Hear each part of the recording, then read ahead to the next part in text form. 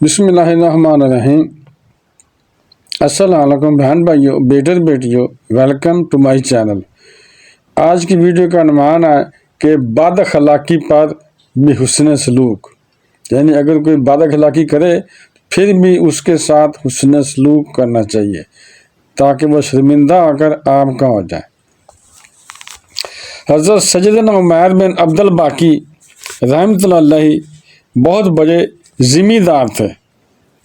حضرت سیدنا ابراہیم بن ادم رحمۃ اللہ اپنی سلطنت چھوڑ کر درویشی کی زندگی اختیار کر چکے تھے، یعنی جو کہ حضرت ابراہیم بن ادم علیہ السلام کے بزرگ تھے، وہ بادشاہ تھے۔ تو ان کی زندگی میں ایسا موڑ آیا کہ انہوں نے اپنی بادشاہ چھوڑ دی، انہیں فقیری اچھی، سادگی اچھی لگی، سب کو چھوڑ دیا اور سادگی اختیار کر لی، درویش بن گیا اور رزق کے حصول کے لیے یعنی حلال رزق کی خاطر محنت مزدوری کرنے لگے، لوگوں کی کھیتی باڑی کرتے تھے، فصلیں کاٹتے تھے، اس طرح کی مزدوری کرتے تھے اور وہ حلال کمائی جانتے تھے۔ تو حضرت سیدنا عمیر بن عبد الباقی رحمۃ اللہ کہ ہاں جو ابھی ذکر کیا نا کہ بہت بڑے ذمہ دار تھے حضرت سیدنا عمیر بن عبد الباقی رحمۃ اللہ، تو ان کے ہاں انہوں نے مزدوری کی۔ آپ ایک دوست نے آپ نے مزدوری کی اور ایک آپ کے دوست نے ان کے ہاں مزدوری کی اور 20 دینار کمائے، یعنی مزدوری کی پہ 20 دینار آپ کو ملے۔ تو حضرت سیدنا ابراہیم بن ادم رحمۃ اللہ نے اپنے رفیق سے کہا، یعنی رفیق دوستوں کو کہتے ہیں، دوست کو اپنے دوست سے کہا آؤ ہم چلیں حلق کروا لیں، کیونکہ یہ پہلے جو لفظ لکھے ہوتے ہیں نا وہ میں نے اسے ایسے ہی بیان کرنے ہوتے لکھے ہوئے، مگر بعد میں مشکل الفاظ کا میں ڈیٹیل میں معنی بتا دیتا ہوں، سمجھا دیتا ہوں کہ کئی دوست جانتے ہیں مگر جو دوست نہیں جانتے، جو بہن بھائی بیٹے بیٹی نہیں جانتے، ان کو سمجھانے کی خاطر میں اسے ڈیٹیل میں بتا دیتا ہوں تاکہ ان کو سمجھ آ جائے، وہ بھی سمجھ جائیں کہ یہ کیا واقعہ ہے۔ تو انہوں نے کہا آؤ ہم حلق کرواتے ہیں۔ حلق کا مطلب ہے وہ حجام کے پاس جاتے ہیں اور سر منڈواتے ہیں۔ چنانچہ دونوں حجام کے پاس آئے، حجام نے انہیں کوئی وقت نہ دی، یعنی حجام نے انہیں کوئی عزت نہ دی، ایسے ہی بس اوپر سے، اور بڑے تحقیر میز لہجے میں کہا، یعنی تحقیر نہیں کرتے، بےعزتی جیسے کرتے ہیں، تحقیر میز لہجے میں کہا تم لوگوں سے زیادہ ناپسندیدہ میرے نزدیک دنیا بھر میں کوئی نہیں۔ یعنی وہ درویشی لباس میں تھے، ملنگوں کے لباس سمجھ لیں، تو انہیں تحقیر سمجھا، حقارت کی نظر سے دیکھا، ویلیو کوئی نہ دی، اور ساتھ یہ کہہ بھی دیا کہ میں تم سے ناپسندیدہ شخص کسی کو نہیں جانتا ہوں، ناپسند کیا، کیا میرے علاوہ کوئی اور شخص تمہیں نہ ملا جو تمہاری خدمت کرتا؟ یعنی میرے علاوہ کوئی اور دکان نہیں ملی آپ کو جس پر آپ چلے جاتے تو آپ کی حجامت کرواتے؟ استغفر اللہ۔ یہ کہہ کر وہ دوسرے گاہکوں کے مصروف ہو گیا، پھر دوسرے گاہکوں کی حجامتیں کرنے لگا۔ آپ کے رفیق کو حجامت کا ذلت میں لہجہ بہت برا لگا، یعنی آپ کا جو دوست تھا اسے بہت شرمندگی ہوئی اور اسے برا لگا کہ یہ نائی نے ہمارے ساتھ کیا کیا، اس لیے اس نے حلق کروانے سے انکار کر دیا۔ پھر دوست نے کہا میں تو اس سے ساتھ نہیں بنواؤں گا، اس کا دل نہ برا ہو گیا۔ تو آپ رحمت اللہ خاموشی سے بیٹھے رہے، آپ نے کچھ بھی نہیں کہا، حجام کے الفاظ کے اپوزٹ آپ نے کچھ بھی نہیں کہا، خاموشی سے بیٹھے رہے۔ جب سب لوگ چلے گئے تو حجام نے نفرت بھرے لہجے میں کہا، پھر یعنی حجام نے جب وہ فارغ ہوا تو نفرت بھرے لہجے میں پھر کہا تم کیا چاہتے ہو؟ تو آپ نے فرمایا میں اپنا حلق کروانا چاہتا ہوں، یعنی آپ نے بدتمیزی نہیں کی، آپ نے فرمایا کہ میں اپنا سر منڈوانا چاہتا ہوں۔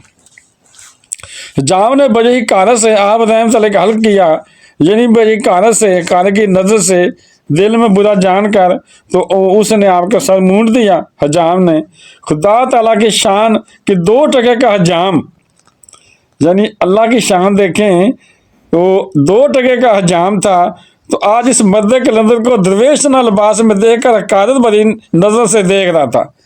یعنی وہ ایک بادشاہ تھے، حکمران تھے، تو درویشی اختیار کر لی، تو 2 ٹکے کے حجام باتیں کرنے لگ گیا، تو جب درویشی اختیار کی آپ نے تو دیکھیں نا یہ جو بندہ درویش ہوتا ہے، فقیر ہوتا ہے، ملنگ ہوتا ہے، تو اسے بےعزتی برداشت کرنی پڑتی ہے اللہ تعالیٰ کی خاطر، درویشی کی خاطر بہت بہت مشکلیں اٹھانی پڑتی ہیں، مصیبتیں اٹھانی پڑتی ہیں، برداشت کرنی پڑتی ہیں، باتیں لوگوں کی برداشت کرنی پڑتی ہیں۔ یہ آپ سن ہی رہے ہیں ساری چیزیں۔ جس نے اپنے پروردگار کی رضا کی خاطر سلطنت، یعنی اپنی اللہ کی رضا کی خاطر اس نے حضرت وہ جو تھے ادم، حضرت سیدنا ابراہیم بن ادم، انہوں نے اللہ تعالیٰ کی رضا کی خاطر بادشاہی چھوڑی تھی اور درویشی اختیار کی تھی کہ اللہ راضی ہو جائے مجھ پر اور حلال روزی کماؤں۔ وہ جو بادشاہی ہوتی ہے نا چیزیں، وہ انہیں حلال نہ سمجھا۔ یعنی آج کل کے بادشاہ دیکھیں کہ کتنی تنخواہیں، کتنی کرپشن، سب کچھ حلال سمجھ رہے ہیں، تو انہوں نے وہ اصلی جو تنخواہ ملتی اس کو بھی حلال نہ جانا، درویشی اختیار کر لی، لوگوں کی فصلیں کاٹنے لگ گئے۔ سبحان اللہ۔ کسی نے درست کہا ہے کہ موتی کی قدر جوہری ہی جانتا ہے، یعنی جو موتی ہوتا ہے نا اس کی قدر یہ حجام وغیرہ نہیں جانتے، درویشوں کی قدر یہ لوگ نہیں جانتے، وہ موتی کی قدر حجام وہ ہی جانتا ہے، یعنی سنارا ہی جانتا ہے، جوہری سنارا کہتے ہیں، وہی جو لالوں کی قیمت جانتا ہے نا، موتی جواہر کی، وہی جانتا ہے۔ وہ ندان جامس گور بے بہا کی قدر نہ جان سکا۔ بہرحال جب آپ رحمت اللہ نے حل کروا لیا تو آپ نے رفیق سے کہا جو 20 دینار تمہارے پاس ہیں وہ سب اس حجام کو دے دو۔ اس نے کہا حضور آپ یہ فرما رہے ہیں؟ کیا فرما رہے ہیں؟ اتنی شدید گرمی میں خون پسینہ ایک کر کے آپ نے مزدوری کی، پھر یہ رقم ملی، اب اس حجام کو دے رہے ہیں؟ تو آپ نے فرمایا یہ رقم حجام کو دے دو تاکہ پھر کبھی کسی درویش کی بےزتی نہ کرے، اسے کی نہ جانے۔ یعنی اس لیے ہم نے اسے کی جانا ہے کہ شاید ان ملنگوں نے اپنا فری میں سائن بنوانا ہے، اس لیے اسے جانا ہے نا، تو اب اسے پیسے دے دو، پیسے مل جائیں گے تو آئندہ سے کسی کو ایسی بات نہیں کرے گا، کسی درویشوں کی بےزتی نہیں کرے گا۔ تو آپ کے رفیق نے ساری رقم حجام کو دے دی۔ پھر آپ رحمۃ اللہ ترتوس کی طرف لوٹ آئے۔ ترتوس کسی جگہ کا نام ہے، اس کی طرف چلے گئے۔ صبح آئی تو اپنے دوست سے فرمایا یہ چند کتابیں کسی کے پاس رہن رکھ کر، رہن کہتے ہیں گروی، یعنی کسی کے پاس گروی رکھ کر قرض لو اور کھانے کے لیے کچھ خرید لاؤ۔ آپ کا دوست حسب ارشاد حکم کے مطابق کتابیں لے کر بازار کی جانب چل دیا۔ راستے میں ایک شخص کو دیکھا جو بڑی شان و شوکت سے خیمہ لگائے بیٹھا تھا۔ اس کے سامنے غلے کا ڈھیر، قیمتی گھوڑے، خچر اور ایسے بڑے بڑے صندوق تھے جن میں 60,000 سے زیادہ دینار ہوں گے۔ وہ شخص اس طرح صدائیں بلند کر رہا تھا، ان تمام چیزوں کا مالک سفیدی مائل یعنی سرخ رنگت والا شخص ہے، یعنی ان چیزوں کا جو مالک ہے جو میں بیچ رہا ہوں وہ اس کا رنگ سفید اور سرخ مائل ہے، سفیدی مائل سرخ رنگت والا شخص ہے جو ابراہیم بن ادم رحمت اللہ کے نام سے مشہور ہے۔ کوئی ہے جو مجھے اس کے متعلق بتائے؟ تو یہ اعلان سن کر آپ رحمت اللہ کا دوست اس شخص کے پاس گیا اور کہا جسے تم ڈھونڈ رہے ہو وہ ایسی شہرت کو پسند نہیں کرتا، یعنی ایسی شہرت کو وہ پسند نہیں کرتا، اور میں تمہیں اس کے پاس لے چلتا ہوں۔ وہ دونوں حضرت سیدنا ابراہیم بن ادم رحمت اللہ کے پاس آئے۔ آپ رحمت اللہ کو مزدوروں کے لباس میں دیکھ کر وہ شخص ہکا بکا رہ گیا، حیران رہ گیا، ہاتھ جوڑ کر عرض کی میرے آقا، میرے سردار، خراسان کی سلطنت چھوڑ کر، یعنی خراسان وہ ملک کا نام تھا جہاں پر آپ بادشاہ تھے، یعنی خراسان کی سلطنت چھوڑ کر آپ اس حالت کو پہنچ گئے، آپ نے پرانے پھٹے کپڑے پہنے ہوئے ہیں۔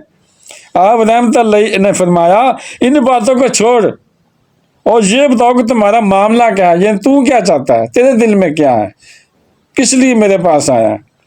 کہا حضور آپ کے بعد جو شخص تخت نشین ہوا اس کا انتقال ہو گیا، یعنی آپ کے بعد جو بندہ بادشاہ بنا تھا اس کا انتقال ہو گیا۔ تو آپ رحمت اللہ نے فرمایا اللہ تعالیٰ اس پر رحم فرمائے، جس طرح اسے موت آئی اسی طرح ہر زیرو کو موت آئے گی، یعنی ہر کو موت آنی ہے۔ جس نے خوشیوں کا گنج پایا موت کے رنج سے بھی دو چار ہوگا. یعنی جس نے خوشیاں اٹھائیں، خوشیاں حاصل کی، لذتیں اٹھائیں، تو موت کے غم سے موت اسے بھی آنی ہے، اور جس نے خوشیاں نہیں اٹھائی موت اسے بھی آنی ہے. اور تم یہاں کیوں آئے ہو؟ آپ بتاؤ کہ آپ کیوں یہاں آئے ہو؟ اس نے کہا میرے آقا آپ رحمت علیہ کے بعد جب تخت نشین بادشاہ کا انتقال ہو گیا تو آپ رحمت علیہ کے سارے غلاموں نے جو چاہا کیا، یعنی بغداد ماج کی جو غلام تھے، جو چاہا، جو چیزیں تھیں، تمام شاہی چیزیں لوگوں نے آپس میں تقسیم کرنی، بانٹنی، لوٹ مار کی. میں نے بھی بہت سی چیزیں لے لیں. یہ تمام چیزیں جو میرے پاس ہیں جنہیں میں بیچ رہا ہوں جیسے آپ کی ہیں، یعنی یہ سب میں نے بھی ادھر سے حاصل کی ہیں، اور میں بھی آپ کا بھاگا ہوا غلام ہوں. یعنی میں بھی آپ کا غلام تھا اور بھاگا ہوا تھا. اب معافی طلب کرنے آیا ہوں، یعنی اب معافی حاصل کرنے آیا ہوں. میں نے علماء کرام سے اپنے متعلق پوچھا، انہوں نے فرمایا کہ جب تک تم اپنے آقا کے پاس نہ جاؤ گے اس وقت تک تمہارے مال قبول نہ ہوں گے. یعنی جب تک واپس میں تو بھاگا ہوا تھا، تو میں نے صوفیوں درویشوں سے پوچھا، انہوں نے فرمایا کہ جب تک اپنے آقا کے واپس نہیں چلے جاؤ گے نا تو جو مرضی نیکی کرتے ہوئے تمہاری قبول نہیں ہوگی. تم مال و متاع لے کر اپنے آقا کے پاس جاؤ، یہ سارا مال لے کر اپنے آقا کے پاس چلے جاؤ، جس طرح چاہے تمہارے ساتھ معاملہ کرے، پھر آگے وہ اس کی مرضی ہے تمہارے ساتھ کیا سلوک کرے. میرے آقا اب میں آپ رحمت اللہ کے سامنے حاضر ہوں، میرے بارے میں جو چاہیں فیصلہ فرمائیں.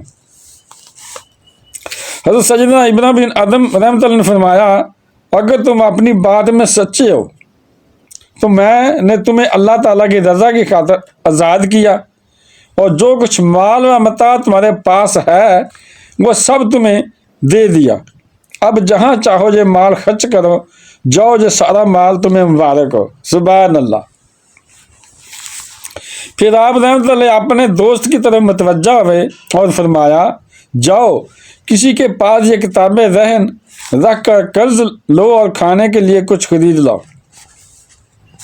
سبحان اللہ. 100,000 آفرین ان مبارک ہستیوں پر جنہوں نے خدائے بزرگ و برتر کی رضا کے لیے شاہی شان و شوکت، محلات و باغات، غلمان و خدام اور دنیوی زیب و زینت کو ٹھکرا کر سادگی و عاجزی اختیار کی، بھوک و پیاس کی مصیبتیں ہنس کر برداشت کی، کبھی بھی حرف شکایت لب پر نہ لائے، اور اس کے حلال کی خاطر محنت مزدوری کی. یقیناً یہی وہ لوگ ہیں جنہوں نے آخرت کی قدر جان لی. ان پر دنیا کی حقیقت اشکار ہو چکی تھی، یعنی ان پر دنیا کی جو حقیقت ہے نا جسے ہم نہیں سمجھ رہے، لوٹ مار میں لگے ہوئے ہیں، جاشی میں لگے ہوئے ہیں، فیشن میں لگے ہوئے ہیں، ہم نہیں سمجھ رہے، مگر بزرگوں نے وہ حقیقت جان لی تھی، ان پر ظاہر ہو چکی تھی کہ دنیا بے وفا ہے. انہوں نے سمجھ لیا تھا کہ دنیا وفا ہے، بے وفا ہے، فنا ہونے والی ہے، اسے فنا ہونا ہی ہونا ہے. اس کی نعمتیں زوال پذیر ہیں، یعنی اس کی نعمتیں ختم ہونے والی ہیں. یعنی کہ بندہ فوت ہوگا تو نعمتیں بھی کس کام کی، ختم ہوگی نعمتیں. جتنی مرضی کر لے اکٹھے، جتنی مرضی جائیدادیں اکٹھی کر لے، جتنی مرضی پراپرٹی بنا لے، سب ادھر کی ادھر رہ جائیں، اس کے لیے تو ختم ہوگی نا. پیچھے اس کی لات جو مرضی کرتی پھر اسے کیا پہ.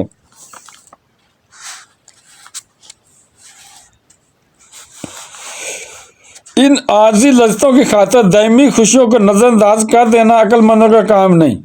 یعنی یہ جو عارضی ہیں، عارضی خوشیاں ہیں دنیا کی، ان کی خاطر وہ جو آخرت میں لمبی زندگی ہے، ہمیشہ والی زندگی ہے، اسے ٹھکرا دینا، اس کے لیے اعمال نہ کرنا، نیکیاں نہ کرنا، یہ بے وقوفی ہے.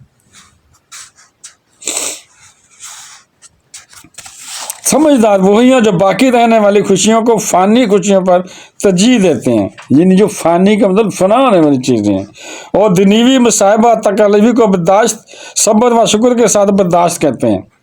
اللہ تعالیٰ ان پاکیزہ ہستیوں کے صدقے ہمیں بھی مال صالحہ پر استقامت عطا فرمائے، ہر حال میں اپنی رضا پر راضی رہنے کی توفیق عطا فرمائے، بے صبری و ناشکری سے بچا کر صبر و شکر کی دولت سے مالا مال فرمائے. ہر شخص کو چاہیے کہ ہر آنے والی مصیبت پر صبر کر کے اجر کا مستحق ہو۔ مصائب و آلام کے ذریعے ہمیں آزمایا جاتا ہے، اور مردانگی یہی ہے کہ امتحان و آزمائش آ جائے تو پھر منہ نہ پھیرا جائے، بلکہ خوش دلی کے ساتھ آزمائشوں سے نمٹا جائے۔ یعنی یہ بتایا جا رہا ہے کہ یہ جو امتحان، یہ جو مصیبتیں مشکلیں ہیں، یہ ہمارا امتحان ہے، ان میں اپنے صبر کرنا، برداشت کرنا، مایوس نہیں ہونا، مایوسی گناہ ہے، انہیں میں اپنے صبر کرنا، اللہ تعالیٰ کا شکر ادا کرنا، شکر اللہ تعالیٰ کا ہر دعا میں، ہر حالت میں دعا کرنا چاہیے۔ مصیبت خود نہ مانگی جائے، مگر یہ ہے کہ مصیبت بندہ خود نہ مانگے، اگر خود مانگے گا تو وہ بھی گناہ ہے۔ مصیبت خود نہ مانگے، اگر آ جائے اللہ تعالیٰ کی طرف سے، پھر اس پر صبر کرے اور اللہ تعالیٰ کا پھر بھی شکر ادا کرے۔ پھر بھی شکر اس لیے بھی شکر ادا کرنا چاہیے جو مصیبتوں تکلیفیں برداشت کرتے ہیں نا ہنس کر اللہ تعالیٰ کی رضا کے لیے، تو وہ بھی گناہوں کا کفارہ ہوتا ہے، گناہ مٹتے ہیں۔ بلکہ عفو کرم کی بھیک طلب کی جائے، اگر مصیبت آ جائے تو اس پر صبر کیا جائے۔ اللہ کریم ہمیں اپنے حفظ و مان میں رکھے اور ہمارا خاتمہ بالخیر فرمائے۔ تو آخر میں یہ شعر لکھا ہے، میری مشکلیں اگر تیرا امتحان ہے تو ہر غم کی قسم سے خوشی کا سما ہے۔ یعنی اگر میری مشکلیں اللہ امتحان ہے تو ہر غم میں خوشی سے برداشت کرتا ہوں، خوشی کا سما، ہر غم میرے لیے خوشی ہے۔ گناہوں کی میرے اگر یہ سزا ہے، اگر یہ میرے گناہوں کی سزا ہے، یعنی گناہ جو میں نے کیے ہیں تو سزا ہے، مطلب یہ ہے کہ یہ مشکلیں جو مصیبتیں برداشت کروں گا تو میرے گناہ مٹ جائیں گے، تو یہ سب مشکل کو مٹا دے میرے مولا۔ سبحان اللہ۔ تو بہن بھائیو، بیٹے بیٹیوں، اگر آپ کو میری یہ ویڈیو اچھی لگی ہے تو اسے صدقہ جاریہ سمجھ کر آگے شیئر کر دیں، اور اگر ابھی تک آپ میرے چینل کو سبسکرائب نہیں کیا تو لازمی کر لیں، اور بیل کو دبا کر آل پر کلک کر دیں تاکہ میری آنے والی اچھی سے اچھی ویڈیوز آپ کو ملتی رہیں۔ چلو ملتے ہیں نیکسٹ ویڈیو میں۔ السلام علیکم، خدا حافظ۔